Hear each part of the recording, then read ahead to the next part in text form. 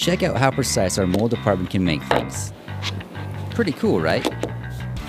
The cuts are so precise, they're basically airtight. So how are these made? Well, we use this wire EDM machine to electrify a brass wire that's about 3 times the size of a human hair. First, they thread the wire down using the water guide.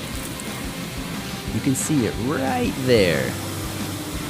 Oh, and by the way, we use this machine for making precise molds, dies, and special tooling. Next, they fill the tank with deionized water.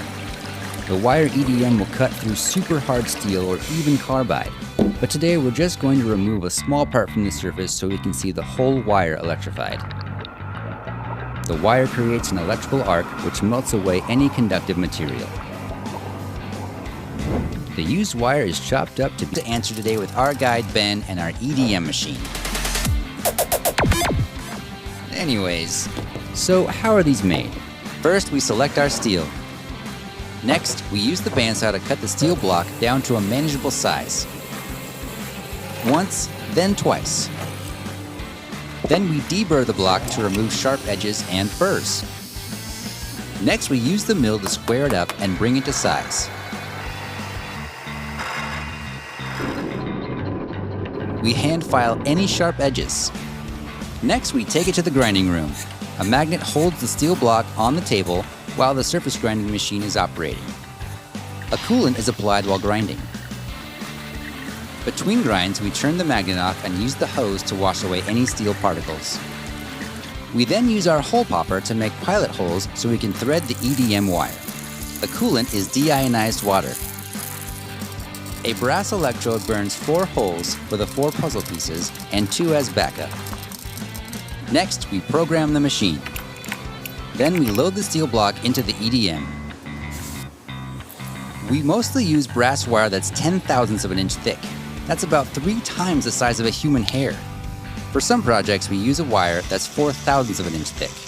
The typical tolerance for a project like this is 1/10 of a thousandth of an inch. We fill the tank with deionized water so the liquid has 0 electrical current.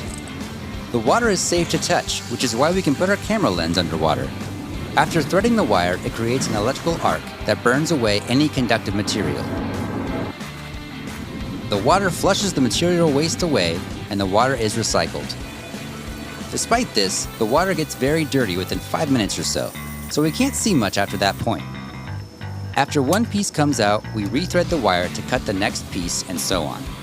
After about 2 hours of machining, the last piece comes out.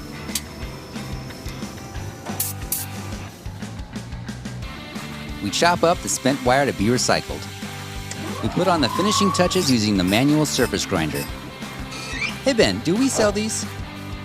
So why is this capability important to us as a company? We do use the same process to make molds for parts we make in our plastic injection molding machines. For example, we mold our E4T cover and it needs to be so precise that this lens can be installed perfectly. Thanks for watching.